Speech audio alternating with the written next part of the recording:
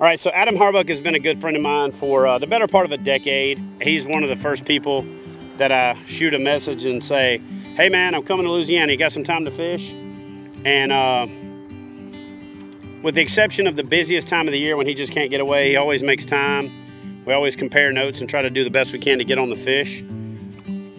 Now there is bait in this pocket. I've seen bait flicking around all over the place. Where are the bass? He's a really good angler as long as he's throwing like 3 baits. He throws a black Cinco, a spinnerbait, and I guess you would count a crankbait in there in the mix, but his strong suits are spinnerbaits and black Cincos. I just ran a spinnerbait across the top of moss bed.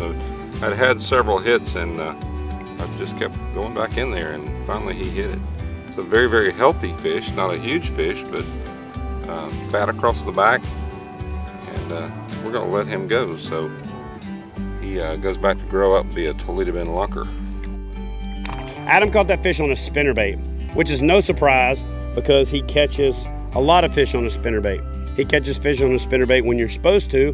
He also catches them on a spinnerbait when you're not supposed to. The reason he's catching them on a spinnerbait is because there's very few times a spinnerbait won't work, but a lot of times folks don't fish it properly because it's referred to sometimes as a beginner bait, right?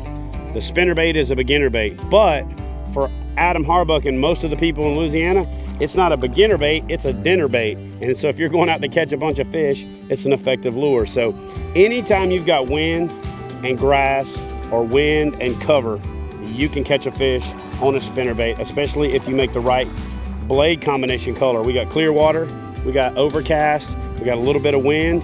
So I'm suspecting he's probably selling something white, silver, maybe a contrasting kicker blade, but if I was to pick a bait right now, it'd be a silver blade, a white skirt, maybe a little chartreuse in it, and I would go with maybe a little bitty contrasting kicker, but for the most part, silver with it overcast, a little bit of surface wind and clear water to contrast against that grass and the sky, and then the silver reflection of the bottom of the surface looking up from the bottom works perfect. So you get the silver for the flash, get the white for the contrast, and they just gobble it up.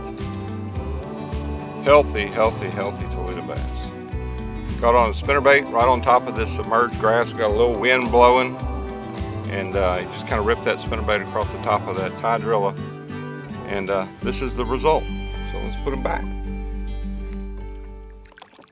At any given time, if you paddle up to Adam Harbuck in a kayak, perfect, and he doesn't have a spinnerbait tied on, please give me a call so that I can call his wife and let her know that Adam Harbuck has been abducted by aliens, because he's not himself.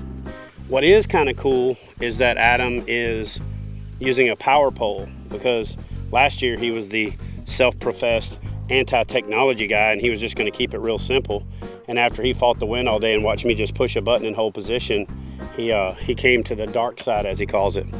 But one thing I am going to tell you is, at some point, I am going to pull the pole switcheroo on him. So hopefully he asks me a question about the pole to where I can tell him it needs to be repaired. Then I'll pair it to my remote, and then I'll have control of his power pole for the rest of the day. So Adam, your poles, when it starts doing that ratcheting thing at all, what you always want to do is pair the button. So don't press your buttons yet until I tell you to. Okay. You want to press this pair button right here, and then you want to press both of your key fob buttons down, and then when that green light comes on, you're good to go. I got nothing. Well, let go of my kayak for a second. So you sometimes have to get a little bit away from it to see if it'll work. And so like, yeah, it's working. Chad and I go back many, many years. He's a veteran. He retired from the Navy. I'm an Army vet. And so we've always kind of picked fun at each other, but nobody can compete with Chad Hoover. So he's got more tricks up his sleeve than a magician. Your power pole's fixed. Look, I got perfect control of it right now. Mr. Harbuck is fishing where I want him to fish. Right there. So if you've got that buddy that always likes to leapfrog ahead of you or bird dog you, this is the perfect way to make him heel. Adam, I'm gonna head up here and fish that spot where you were catching him with the spinnerbait. He's gonna wait right there, whether he wants to or not.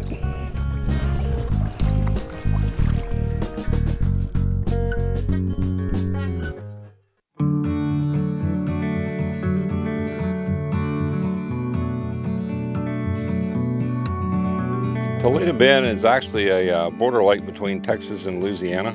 No federal dollars were spent to build the lake. It was an effort between the state of Texas and the state of Louisiana, primarily for power generation and flood control. Recreation was actually third on the list. Well, it turned out to be, once it was at full pool, it's the 5th largest man-made reservoir in the country, the largest in the South at 186,000 surface acres at full pool, roughly 65 miles long. It's a huge lake. I've been on this lake. I'm 55 years old now, and I remember fishing it when I was less than 10 years old with my grandfather. He retired after selling a sporting goods store, and he would come down here and fish it with his buddies 2 times a week, and I used to get to ride along, and you know, really and truly the limits back then were very liberal, 25 bass a day, and we'd bring home coolers full of fish. But the lake has always been a special place for me and for the sportsmen in this part of the country. We jokingly refer to it as the mother lake. You know, you come out here, and even on the days where the fishing is not great, it's a beautiful lake that offers everything from deep water fishing to shallow fishing. You can go to the north end and fish dirtier water. You can go to the south end and fish real clear water. So it really offers a lot to a lot of different sportsmen. I love Toledo Bend. Always have, always will.